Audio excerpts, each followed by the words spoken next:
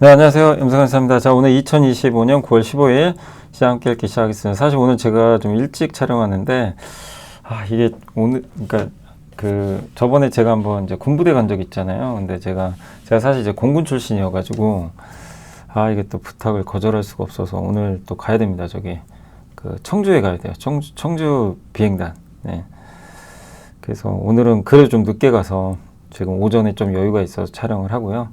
아무튼 이제 오늘 뭐 못한 거는 또 내일 해드릴게요. 그래서 한 40분 정도 짧은 시간 동안 최대한 좀 할 수 있는 내용들, 뭐 주말에 정리를 좀 많이 해놔가지고 말씀을 드리겠습니다. 오늘 뭐 바쁘니까 바로 이렇게 좀 시작을 하도록 할게요. 그래서 오늘 일단 이제 미국 시황하고 마이크론이 가격 30% 반도체 인상 추진한다는 얘기가 있었고, JP모건이 MLCC 산업, 요새 삼성전기가 잘 나간 이유가 있고요.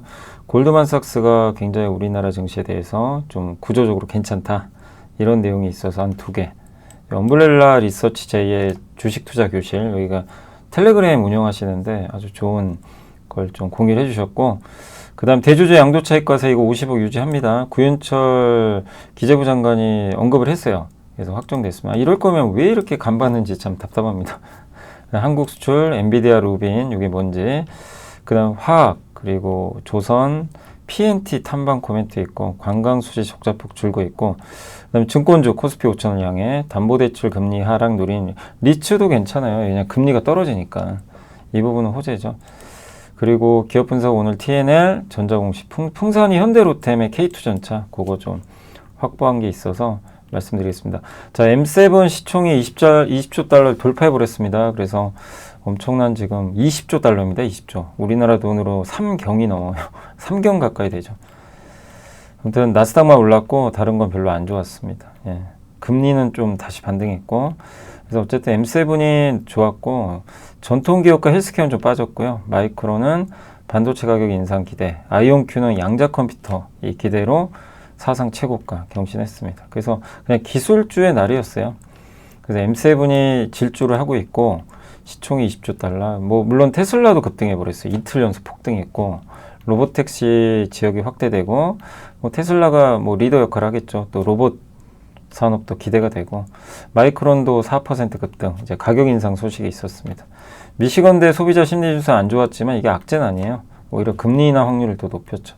그리고 지난주 한 주를 정의하면 애플은 아이폰 17 발표했지만 별로 반응은 안 좋았지만 내년을 기대하죠. 아이폰 18.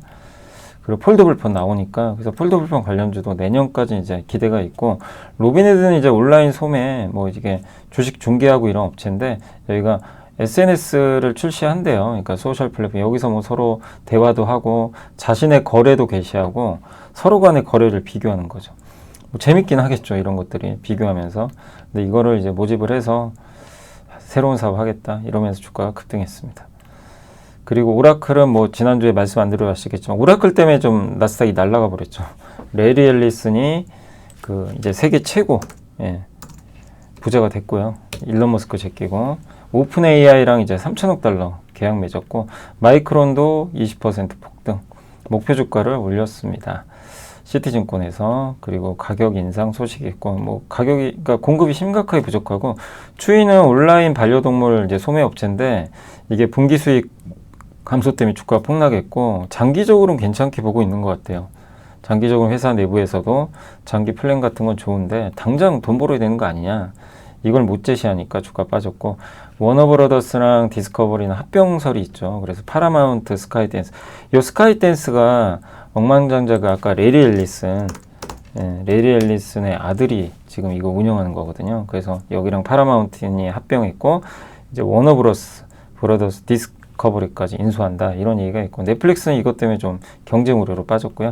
테슬라 주가는 7% 급등했고, 엔비디아 좀 올랐고, 마이크론 급등, 애플 뭐 일단 악재는 좀 있었지만 그래도 내년 기대로 올랐고, 아이온큐가 향후 30년간 양자 컴퓨터가 아마 산업을 주도하지 않겠냐, 이러면서 사상 최고가를 다시 경신했고, 로켓랩이 한 10% 올랐습니다. 금리 인하 기대, 또 미국 국방부 산하 국방고득연구계획국가 위성 프로젝트에 참여한다는 소식이 있었고, 다만 바이오가 안 좋았던 게, 백신자문위원회에서 코로나19 백신이 25명의 아동 사망과 관련이 있다는 이런 내용을 발표할 거란 그런 소식이 나오면서 여타 백신주들과 이제 동반급락했다, 라고 보시면 되겠습니다. 그래서 바이오는 좀 안 좋았습니다.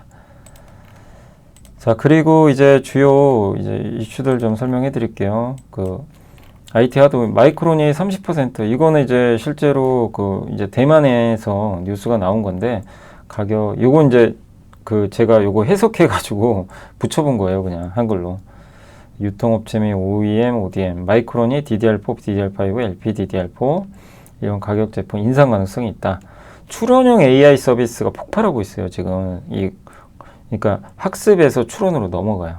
그러니까 이제 결국엔 저장을 많이 해야 되거든요. 저장 데이터를 가져와서 문제풀이 해야 되거든요. 그러니까 요즘에 뭐 낸드가 또 난리가 아닙니다. 그래서 뭐 테스 같은 기업들이 폭발하는 게 ENF테크, 솔브레인 다 낸드 비중이 좀 높은 기업들이죠. 자, 그리고 이제 JP모건이 MLCC 산업 전망을 했는데 향후 5년간 성장이 가속화된대요. 이 시장도 거의 재편됐고, 첨단 MLCC는 고사양은 결국엔 그쪽이 좀 주도를 하고 있죠. 거기 어디라고 할까요? 첨단 이쪽은 이제 삼성전기나 일본 기업들이 중국보다는, 그래서 시장을 이끌 것 같고, 수요 동의는 이제 자동차는 우려 대비 양호하고, 미국의 지역의 전기차 플러그인 하이브리드 판매도 견조하다. 그 다음에 ADAS랑 자율주행이 확산되고 있다. 그래서 로보택시도 나왔고, 로보택시에는 다 모든 게 전자가 되니까, 그리고 하이브리드에도 이런 MLCC가 들어가죠. 당연히 일반 차보다는. 이것도 긍정적이고, 레벨 2, 그 다음에 ADA 첨단 운전자 보조 시스템이죠. 그러니까 운전자가 뭐 이게 볼 수 없는 사각지대를 봐준다거나 안전장치 같은 거죠. 이런 것들 다 전장화된 건데, 여기에도 MLCC가 많이 들어갑니다. 그러니까 자동차 한 대당 MLCC 탑재량이 6,000개에서 2,300. 근데 이거는 제가 작년부터도 이제 많이 분석해서 알려드린 내용인데 주가가 안 가요. 그러니까 답답했죠, 삼성전기. 아니 될 거는 같은데 너무 안 되는데 이제 가더라고요. 이제 뒤늦게 참 그래서 어려워요. 주식 투자가 정말. 그때 이 내용은 1년 전에도 우리가 알고 있던 내용인데 이제서야 움직이는 게 참. 그리고 근데 더 핵심은 뭐냐면 MLCC에 AI가 붙었어요. 그래서 삼성전기가 여기 AI 비중이 늘어납니다. 서버 하나당 30에서 35만 개 MLCC가 필요한데, GPU 한 개당 4,000개 중반이라고 합니다. 그러니까 범용 서버보다 8배가 들어가요. 근데 여기에 삼성전기 게 들어가거든요, 실제. 그러니까 굉장한 수혜를 받는 거죠. 최대 시장 커지고, 로봇도 나옵니다. 로봇 한 대당 휴머노이드 5,000에서 12,000. 그러니까 MLCC가 좋을 수밖에 없죠. 수요가 계속 증가하는 산업, AI, 로봇, 자율주행. 이거 다 누가 하죠? 테슬라가 하죠. 테슬라의 손잡은 회사가 삼성전자, 또 삼성전기도 공급 가능성. 다 연결이 되는 거죠. 큰 그림으로 보시면 되겠고, 그 다음 시황 관련해서 이제 골드만삭스가 아시아의 6가지 구조적 테마를 적어줬는데, 첫 번째 파워업 아시아, 원전 비중이 늘어난다. 근데 우리나라는, 저는 좀 이재명 대통령의 발언이 좀 아쉬웠던 게, 재생에너지 하는 건 좋은데 굳이 원전을 안 할 필요는 없는 거 아닌가요? 다 해야 되는 거 아니에요, 지금? 원전은 어쨌든 값싼 전기 맞잖아요. 친환경이고, 원전도. 근데 그거를 굳이 또 신규 건설 안 한다는 거는, 지금 왜냐면 전기가 엄청 필요하거든요. AI 하려면. 재생에너지만으로 불가능해요, 사실. 뭐 이걸로 다 하면 좋죠. 근데 전기로 올라가는 건 또 국민들이 부담을 해야 되는 문제이기 때문에, 그래서 지금 많은 국가들이 다 원전 비중을 늘리고 있기 때문에, 저는 예전엔 탈원전이었지만 민주당이 어쨌든 지금은 재생에너지나 원전이나 편가르기 하면 안 된다. 그냥 다 해야 된다. 이런 생각이에요. 그래서 그 점은 좀 아쉬웠지만, 어쨌든 아시아 전체적으로는 원전 비중을 다 늘리는 쪽으로 좀 가고 있는 것 같고, 그만큼 중요하다는 거죠. 그 다음에 이제 AI 활용 늘어나는 거 아실 거고, 방산 지출도 늘어나죠. 중국 기업들이 회복됩니다. 그래서 요새 중국 증시 좋죠. 한국 밸류업이 들어가 있어요, 실제. 요거는 당연히 긍정적이고, 인도 소비도 주목하자. 인도 소비하면 롯데웰푸드죠. 롯데웰푸드 참 주가 안 갔는데, 그죠?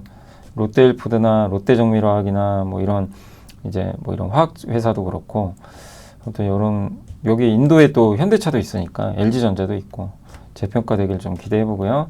그 다음 한국 주식시장 재평가를 이끄는 기업 지배구조 개혁이 이루어질 것 같다. 그래서 골드만삭스가 긍정적인 평가를 내렸는데, 한국은 사상 최고치인데 아직도 기업들의 70%가 PBR 1배가 안 돼요.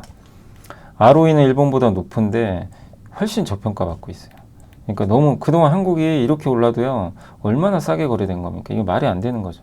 그냥 코리아 디스카운트가 너무 심했어요. 이제 정상화되는 거예요.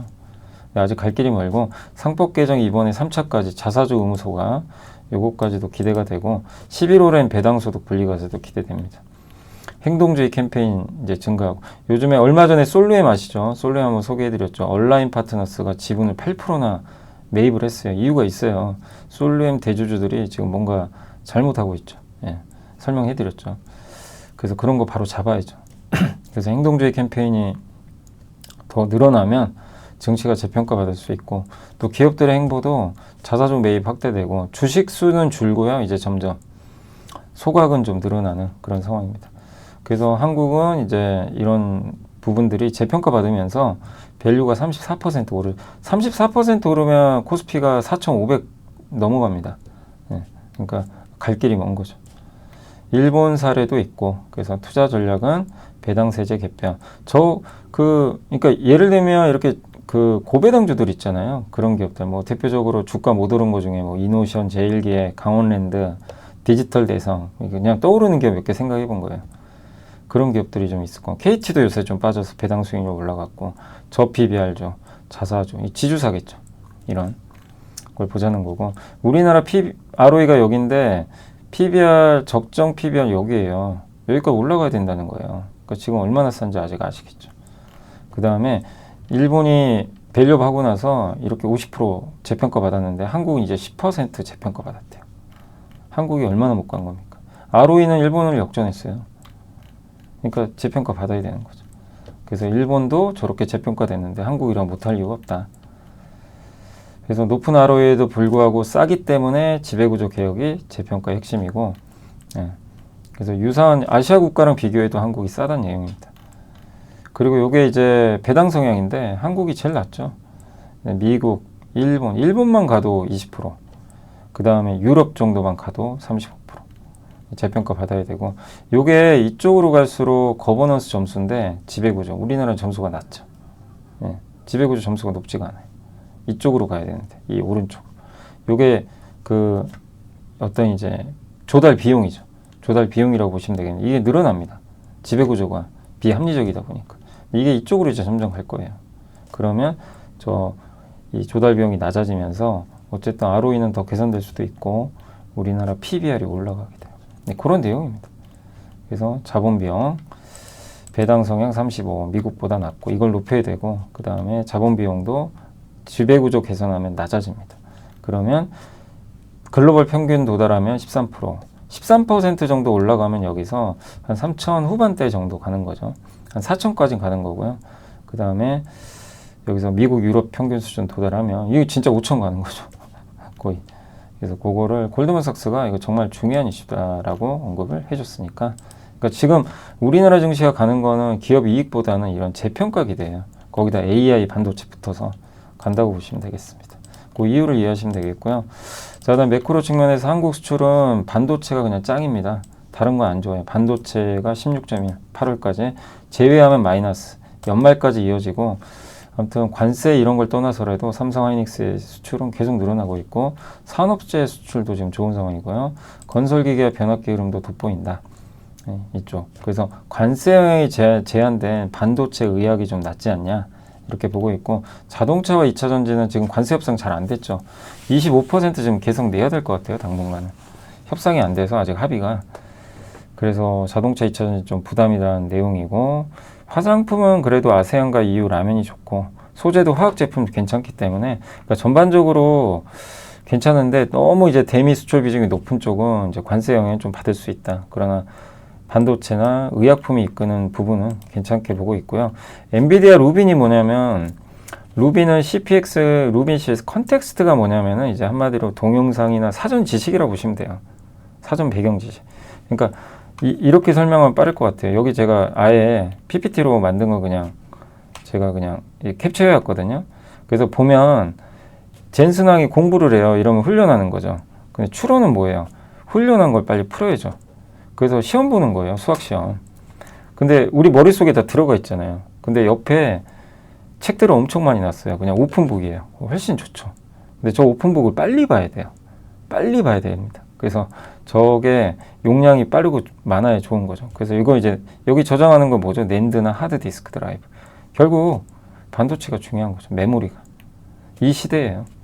그래서 그걸 해야 되는데 엔비디아 루빈 CPX 뭐냐면 이걸 하기 위해 도와주는 칩이에요. 연산용 칩. 이것만 하는 추론. 그래서 이런 사전 정보 있죠. 이것만 처리하는 거예요. 이게 동영상이 될 수도 있고 책이 될 수도 있고 뭐 각종 텍스트. 근데 이거 훈련용 칩이 아니다 보니까 연산량은 루빈 GPU의 일반 루빈에 비해서 60%밖에 안 되죠. 근데 가격은 25%밖에 안 돼요. 가성비가 짱이에요, 그냥. 그러니까 야, 추론만 할 거면 이거 써라 이거죠. 대신에 HBM 안 들어가요.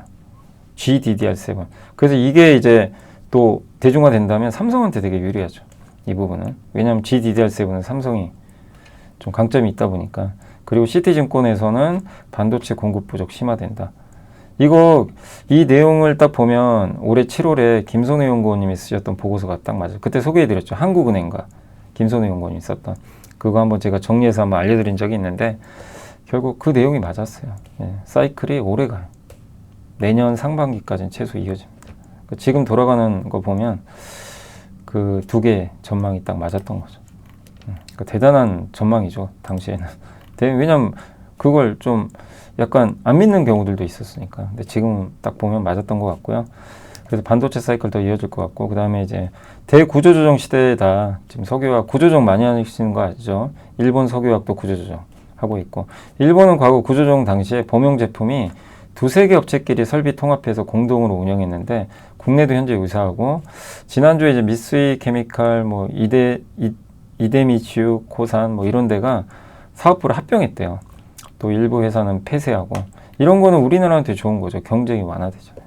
그러니까 우리나라도 이런 식으로 좀 가고, 일본도 설비 폐쇄. 그래서 이번 구조조정이 주로 C2는 에틸렌 만드는 설비고요. 다운스트림 VAM, 요게 이제 페인트나 이런 거 만드는 원재료 중에 하나인데, 이런 것도 설비를 통합하면 공급이 줄면 우리나라에서 뭐 롯데케미칼, 대한유화가 수혜받고, 또 이런 거 참고로 국내에서 이제 롯데정밀화학의 지분법 대상인 롯데이네오스가 이런 걸 생산을 한다고 합니다. 그러니까 롯데정밀한테도 호재가 될 수 있다라고 보시면 되겠습니다. 조선은 이제 LNG 쪽은 가스로그라는 데서 이제 LNG선 용선을 협의 중인데 이제 빌려오는 거죠. 네. 그래서 확정 시 하나오션에 아마 LNG선 한 척을 발주할 것 같습니다. 원래 중국에 했는데, 예. 노르웨이 에키노르가 28년 LNG 운반선 2+2 발주위에 우리나라가 또 되겠죠. 왜냐면 중국과 하긴 좀 이제 껄끄럽거든요. 미국 규제하니까. 미국에서 LNG 수입해야 되잖아요. 유럽 회사들도. 근데 중국 뺏기는 어렵죠. 그러니까 이게 정말 미국이 중국 규제하는 게 엄청난 거죠. 지식이 복리로 쌓이는 투자 정보, 믿음 가는 투자 정보 파트너 투원투게더 오픈. 투원투게더란 LS증권에서 제공하는 서비스로 투자자들에게 다양한 정보를 빠르고 정확하게 전달하고 모든 투자자의 성공 투자를 함께 하기 위한 투자 정보 컨텐츠 서비스입니다. 투원투게더는 투원 HTS, 투원 MTS, 사용하는 매체 어디에서나 접속이 가능합니다. 투원투게더 어떤 컨텐츠를 제공할까요? 해외 이슈는 미국 시장 마감 시황, 해외 수급, 해외 증시 일정, 해외 뉴스 등 주식시장 흐름 파악을 위한 해외 시황과 이슈들을 알려드립니다. 시장 읽기는 주요 뉴스 요약, 뉴스 해설, 뉴스 연계 종목 등 주요 뉴스에 대한 빠른 요약과 관련 이슈에 대한 정보를 알려드립니다. 종목 톡톡은 수급 특징주에 대한 분석과 투자 아이디어, 실적 속보 등 종목에 대한 다양한 정보를 알려드립니다. 보고서장은 리서치센터에서 발행하는 보고서, 모닝미팅, 공시, 그리고 증권사별 종목에 대한 요약 정보를 알려드립니다. 주식 배우기는 함께 배우기, 투자 상식 등 투자자들이 알아야 할 전문 지식과 투자 칼럼 및 자료에 대한 정보를 알려드립니다. 투원투게더와 함께 성공 투자를 만들어 보세요. 네, 그 내용이라고 보시면 되겠고요. 그 다음에 배터리는 PNT 실적은 좀 슬로우 할 거예요. 근데 이제 워낙 실적 좋았던 기업이죠. 수주도 많았고. 근데 2차전지가 좀 안 좋다 보니까 그래서 코팅 장비, 2차전지 이제 양극, 음극 이런 걸 코팅하고 하는 아변하고 그런 장비를 만드는 회사죠. 예, 그래서 굉장히 안정적으로 돈 잘 버는 회사인데 올해는 어쩔 수 없어요. 수주가 좀 줄어들 수밖에 없죠. 근데 이제 앞으로 PNT를 좀 그래도 2차전지에서 긍정적으로 보셔야 될 건 건식 전극, 공정 장비. 보통은 이런 양극재나 음극재를 이렇게 그 건식이 아닌 습식 방식이다 보니까 말려야 되거든요. 그거를. 그러니까 이제 말릴 때 이게 엄청 길어요. 공정도 길고 비용도 많이 들고 시간도 오래 걸려요. 건식은 금방 되죠. 예. 말리는 시간이 필요 없으니까. 대신에 이걸 구현하기가 너무 어렵죠. 그래서 전극 공정 장비에서 건식을 지금 도입을 본격화할 거고, 전고체 전지 양상 장비도 공급이 될 것 같고, 그리고 LFP 양극재도 해요. 내년에 생산하는데 동박까지. 그러니까 한마디로 2차 전지 소재, 장비, 건식 장비까지 포트폴리오를 구축한다고 합니다. 이런 기업은 언젠가 시장 열리면 큰 성장하겠죠. 그래서 PNT는 보유하신 분들은 포기하지 마시고 2차 전지를 좀, 아직은 힘들어요. 지금 올해는 뭐 실적 안 좋다고 하니까. 근데 안 좋을 때 모아가실 분들은 기회가 되겠죠. 시간을 길게 보고. 이게 건식 공정인데 한마디로 이제 여기서 건식 장비를 쓰는 거죠. 그러니까 말릴 필요가 없는 거예요. 예. 그러니까 이게 짧아요. 습식은 엄청 길어요. 이 공정. 그래서 짧게 끝나고 효율적인데 이거를 구현하기 이제 어려워서 그런 거죠. 저거 이제 테슬라도 원하는 게 저거잖아요. 그리고 우리나라 관광 수지가 항상 적자였죠. 우리나라가 이제 나가는 게 많다 보니까 한국 사람이 나가서 돈 쓰는 거, 그거에 비해서 외국인이 와서 쓰는 게 더 적다 보니까 적자였는데 이게 줄고 있대요. 이유가 있죠. 이제 외국인이 한국에 많이 오는 것도 있고, 그 다음에 우리가 일본에 좀 안 간 부분이 있었죠. 대지진 루머나 막 이런 것 때문에. 그래서 근데 이 외국인이 들어오는 것보다 관광 수입 금액의 증가가 더 크대요. 그만큼 외국인이 한국 가서 돈 많이 쓰는데, 그 핵심적인 이유 중에 하나는 호텔 객단과 의료 관광 많이 해서, 의료 관광은 일반적으로 비싸죠. 일반 쇼핑보다. 거기다 이제 단체 관광이 들어오죠. 무비자로. 그래서 이건 호텔과 레저도 수혜지만 이 관광 수지 적자가 줄어들면 외국인이 돈을 많이 쓰는 거니까 백화점, 뭐 면세점, 뭐 이런 마트 이런 데도 실적이 좋겠죠. 그래서 이렇게 관광 수지 적자가 들어오는 건 국내 내수에도 우호적일 수 있다는 거 염두에 두시면 좋을 것 같습니다. 자, 그리고 이제 금융 쪽은 증권주, 뭐 당연히 증권 좋을 수밖에 없죠. 이렇게 세제 개편안 관련 리스크도 해소 국면이고, 중기 코스피 우상향 흐름은 이제 ROE 개선으로 이어져서 평균 PBR 1배 돌파 기대감이 고조되고 있습니다. 이재명 대통령이 굳이 50억 원을 기준으로, 그러니까 50억 원을 굳이 10억 원을 내릴 필요 있나, 이렇게 지난주에 언급했잖아요. 그 증시가 이제 급등했는데, 뭐 구윤철 기재부 장관 오늘 확정했고요. 50억. 세수의 결손 발생하지 않으면서 최대한 반등. 배당소득 분리과세 논란 있잖아요. 이거 25% 낮출 것 같아요. 이미 저런 얘기를 했다는 건. 그래서 저걸 지금 시뮬레이션 하는 거예요. 세수 결손이 적으면 한번 25로 바꾸자. 25면 대주주들이 배당 많이 할 겁니다. 혁명이 일어나는 거예요, 진짜. 제 세 번째 혁명. 자본시장에서 우리나라 여러 번의 혁명이 있었는데 이번이 세 번째 혁명입니다. 그게 뭐냐면 배당 혁명. 배당성이 팍팍 튈 것 같고 주가 재평가 받는 거죠. 그래서 배당주도 많이 봐야 되고, 그 배당주의 중심은 증권주가 또 있는 거죠. 거래대금도 늘고 있고, 그래서 전분기 대비 5.7% 증가했고, 아마 기억하실 거예요. 그 예전에 저희 이제 선지장님이 그 저희 강연에 한번 오셨잖아요. 7월에 모셨는데 거기서도 증권주를 좋게 얘기를 하셨어요. 긍정적으로 하셨는데 했던 얘기는 뭐냐면 이제 이런 내용들이에요. 내용들이고 계속 아마 장기 투자하겠다 이렇게 언급은 하시더라고요. 아무튼 배당도 많이 주고, 예, 실적도 좋고. 그러니까 이번 상승장 사이클은 한국 증시 재평가니까 여기에 따르면 증권주가 당연히 수혜를 받을 가능성이 높다. 주도주라는 거죠. 그리고 이제 금리가 떨어지면 리츠 좋죠. 리츠는 금리가 떨어지면 수익성이 증가하고 아무래도 이제 배당 여력도 올라가기 때문에 이 자금 조달 비용이 줄거든요. 그래서 금리가 오르면 안 좋아요. 근데 금리 떨어지면 리츠도, 근데 리츠 주가 못 올랐잖아요. 그죠? 금리 떨어진, 옛날 23년 대비해서 금리가 2%가 떨어졌어요.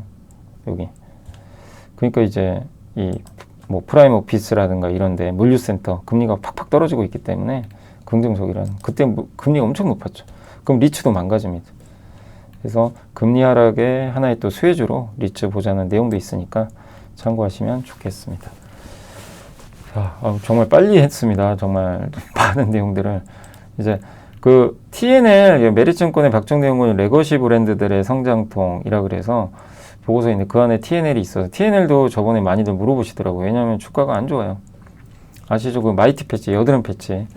그래서 고기능성 소재 기술 보유 기업인데 상처 치료제, 창상 피복제가 핵심이고 주로 이제 ODM 사업 영위하고 있고 매출의 90%가 ODM이죠. 자사 브랜드는 모두 그냥 병원으로 가고요. 그러니까 올리브영 같은데 저런 이제 여드름 패치 같은 게 있어요. 올리브영 또 여러 브랜드로 나오는데 요게 대부분 여기서 만들어요. 예, 대부분은 그 TNL이 만듭니다. 근데 핵심은 미국입니다. 미국의 점유율이 70, 80%인데 미국 시장에서 아직 침투율이 10%밖에 안 돼요. 성장 여력은 많아요. 한국은 벌써 80%인데. 그리고 올리브영, 뭐 중해제약, 대웅제약 이런 거 모두 다 TNL이 제조하고 있고.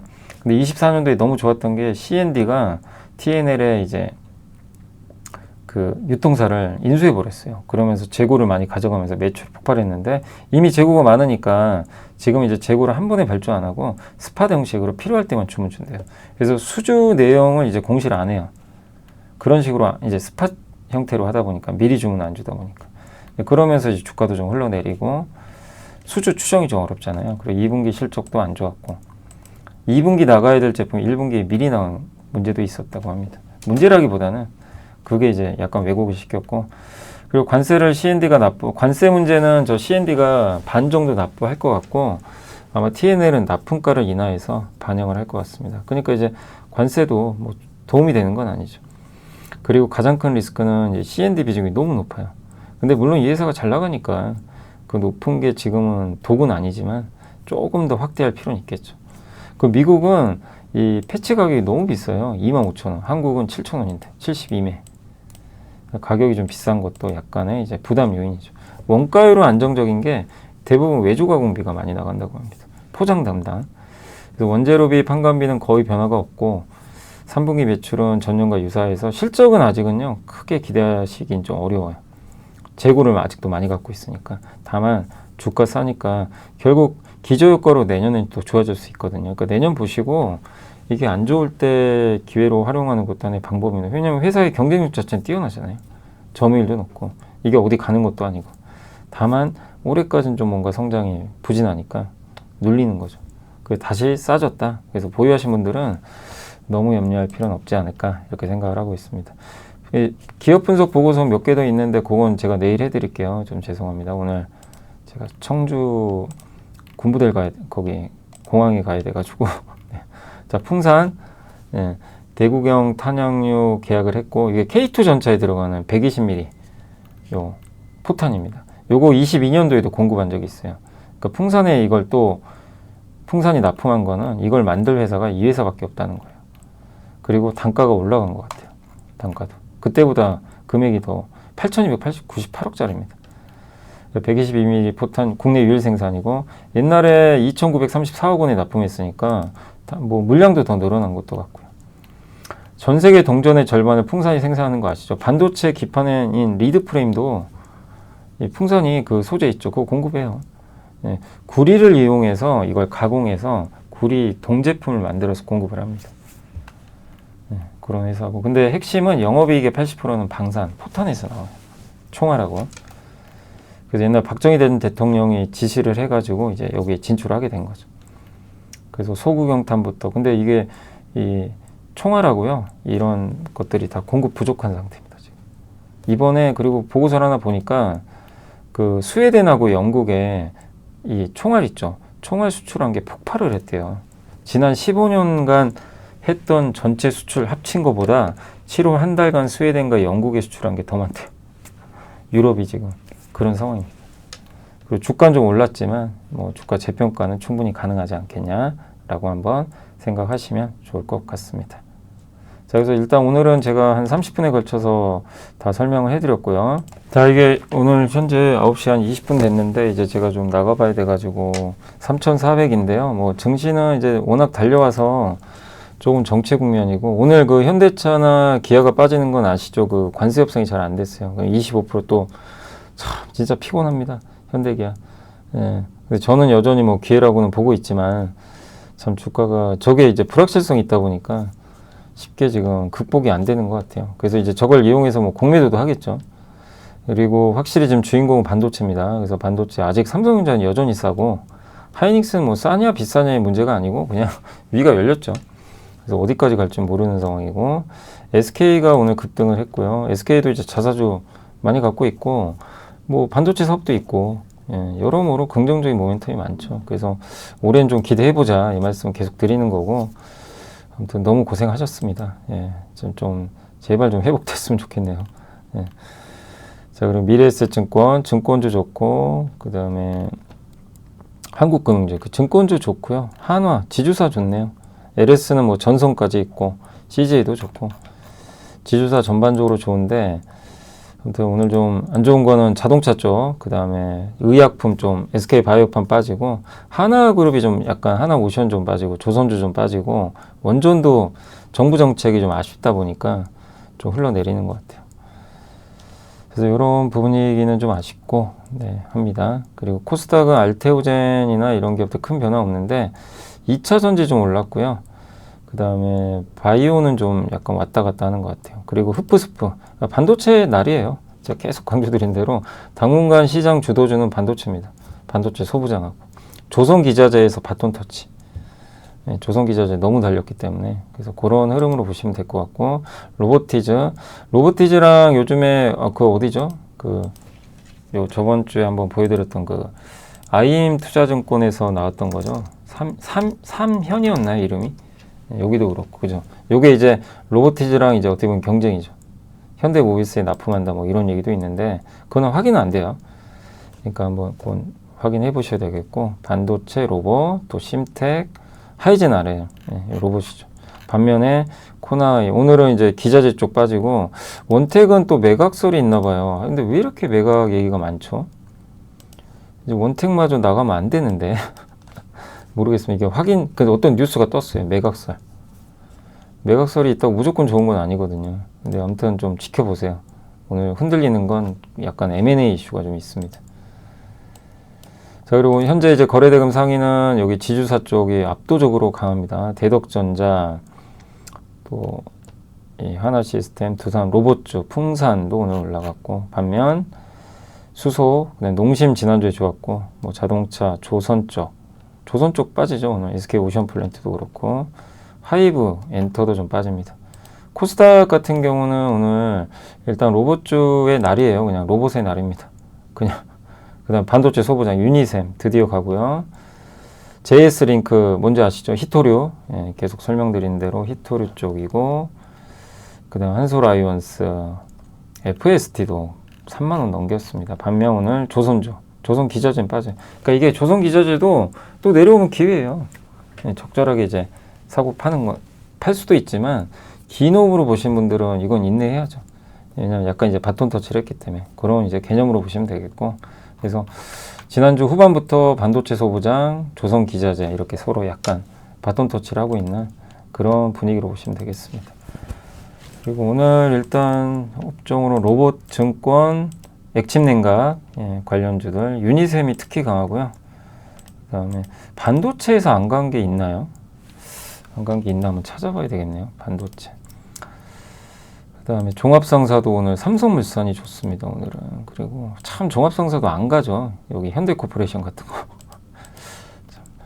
그리고 LPG, 편의점 조금 올랐고, 2차전지 장비도 좋습니다. 펜트로니도는 2차전지 쪽은 좀, 예, 반도체죠, 사실은.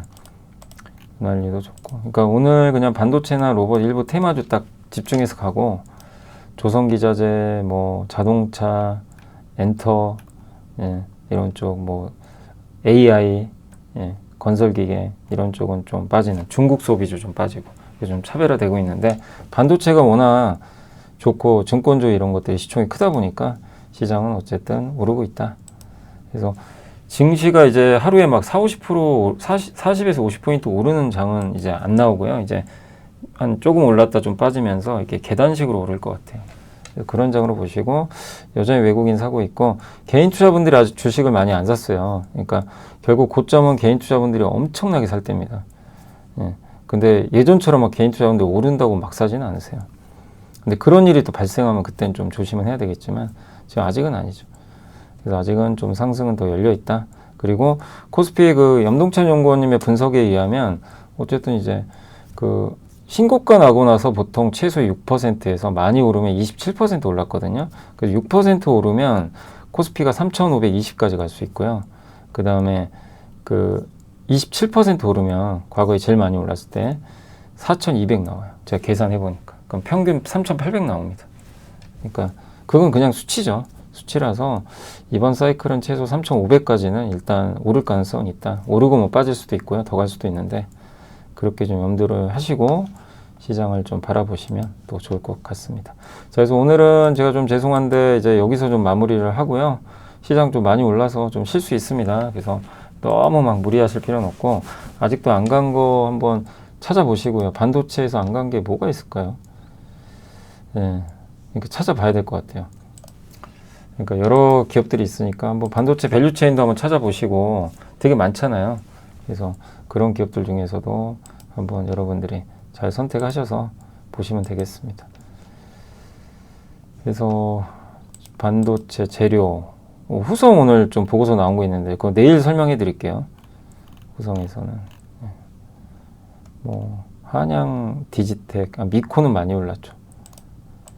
HBM도 많이 올랐고 K시텍도 최근에 좀 오르고 있고 사실 안 오른 건 거의 없네요. 거의 다 올라가는 것 같습니다. 웬만한 반도체는 시스템 반도체도 그렇고 요새 파도도 좀 올라가는 것 같고요. 그래서 뭐 웬만한 건 다 오르긴 오르는 것 같습니다. 근데 이제 그 중에서 좀 돌아오는 것도 있는지도 한번 살펴보시고 저도 뭐 또 있으면 몇 가지 또 정리를 해서 나중에 한번 말씀드리겠습니다. 자, 오늘 방송은 이제 여기서 마무리하도록 하겠고요. 이게 오늘 현재 제가 9시 반입니다. 반에 끝난 거라 오늘 오후에 장이 어떻게 될지 저도 모릅니다. 아무튼 여기서 마무리하고 저 내일 못다한 내용으로 찾아뵙겠습니다. 감사합니다.